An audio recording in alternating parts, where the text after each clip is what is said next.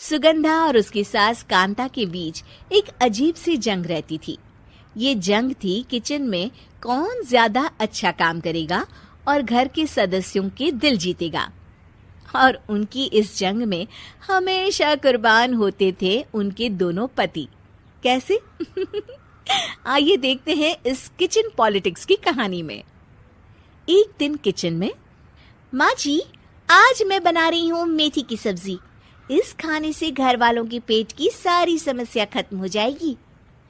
और मैं बना रही हूँ तड़के वाली छाछ, जिसे पीते ही गैस की समस्या कभी नहीं होगी। दोनों अपने अपने खाने को लेकर टेबल पर पहुंच जाती हैं। तभी सुगंधा के ससुर उसकी बनाई सब्जी की तारीफ कर देते हैं। अरे वाह, मेथी की सब्जी भी बनी है, बड़ी ही स्वादिष्ट है। वाह बहू वाह। अरे बहू, लेकिन इसमें इतनी सारी मेथी बर्बाद करने की क्या जरूरत थी? देखिए माँ जी, ये तो वो मेथी है जो आप रात में भिगोकर सुबह उसका पानी पीती हैं, और जो मेथी फेंक देती हैं उसी से मैंने ये सब्जी बनाई है। अरे वाह बहू, तुमने तो बड़ा ही समझदारी का काम किया। बस अब क्या था, कांता जी का तो मानो ये सुनकर खून ही सूख गया। वो फैसला कर लेती है कि किसी भी तरह वो अपने खाने की तारीफ लेकर ही रहेगी और सुगंधा को किचन में उसकी कमियां गिनाएगी। कांता फ्रिज खोलकर देख रही होती है और फिर सुगंधा से कहती है, अरे बहू, ये क्या, पूरा फ्रिज गंदा पड़ा है। तभी वहां सुगंधा का पति आ जाता है।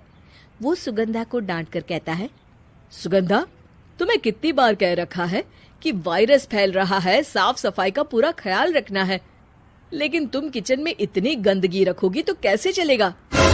सुगंधा सास की तरफ देखती है जहां वो मुस्कुरा रही होती है। सुगंधा समझ जाती है कि सास ने उससे बदला लेने के लिए ये सब किया है।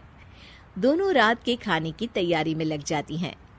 दोनों ना एक दूसरे की तरफ देखती हैं और ना ही एक दूसरे से बातें करती हैं। रात को खाने की टेबल पर एक एक कर दोनों कई तरह के अलग अलग व्यंजन टेबल पर लगा देती हैं और अपने अपने पति के पास जाकर खड़ी हो जाती हैं। अरे खाइए जी खाइए, मैंने बड़ी मेहनत से बनाया है। प्लेट में वो खाना डालती हैं। सुगंधा भी दोनों की प्लेट में खाना डालते हुए कहती है, बड़ी ही मेहनत लगी है इस खाने को बनाने में। हाँ, दोनों को ना चाहते हुए भी सारा खाना खाना पड़ता है। कहीं दही तो कहीं मलाई तो कहीं मसाला। और इन सब के बाद दोनों बड़ी ही मुश्किल से अपने कमरे में सोने जाते हैं। लेकिन अगली सुबह सुगंधा का पति चिल्ला रहा होता है, हाय रे, हाय मेरा तो पेट खराब हो गया। हाय माँ, बहुत दर्द हो रहा है।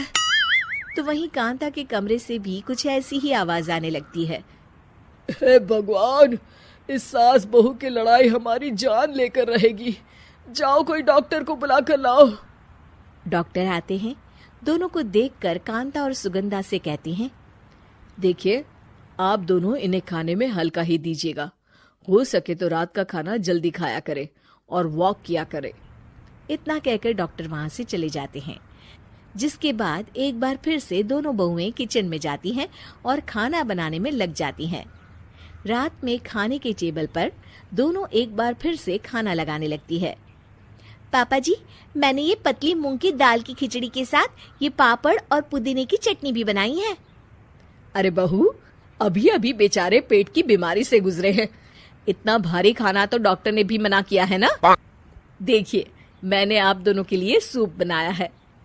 और दोनों उन लोगों की प्लेट में खाना डालने लगती हैं। तभी दोनों एक साथ बोल पड़ते हैं, बस करो, हमें माफ करो। हमें नहीं खाना इस घर में, ना खिचड़ी और ना ही सूप। हम इंसान हैं, एक वक्त में एक ही खाना खा सकते हैं। बस करो, हमें माफ करो। हमें नहीं खाना इस घर में, ना खिचड़ी और ना ही सूप। हम इंसान हैं, एक वक्त में एक ही खाना खा सकते हैं। इतना कहकर वो दोनों वहां से चले जाते हैं। कहानी का अंत। आप लोग उम्मीद कर रहे होंगे कि अंत में सब ठीक हो जाएगा। नहीं जनाब, अगर सास बहू के बीच सब ठीक हो जाए तो आप ये सीरीज देखे ही क्यों? तो मजा लीजिए इस चैनल में सास बहू से जुड़ी कहानियों का, क्योंकि ये ऐसा रिश्ता है जिसकी मिठास उसकी खटास में हमेशा ज्यादा ही रहती